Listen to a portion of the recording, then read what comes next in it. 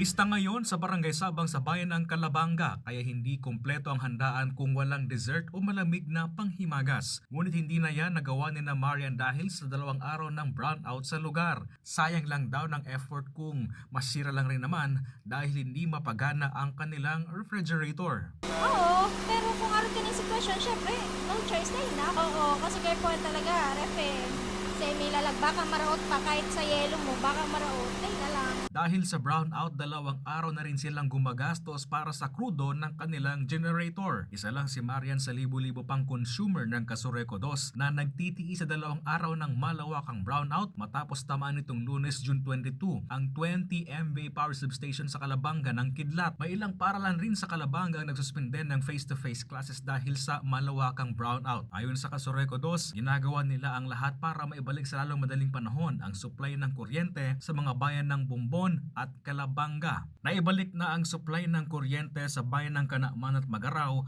at hinihintay na lang na ma-energize ang dating 10 MVA power substation.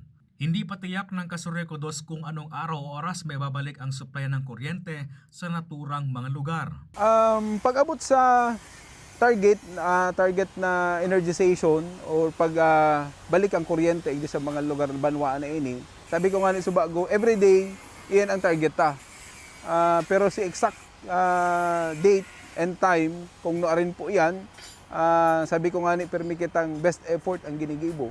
Si sarong option na ginibo ta, itong paglipat ng source, kang kanakman, ikinuha mo na sa naga, and successful man, ginibo ta.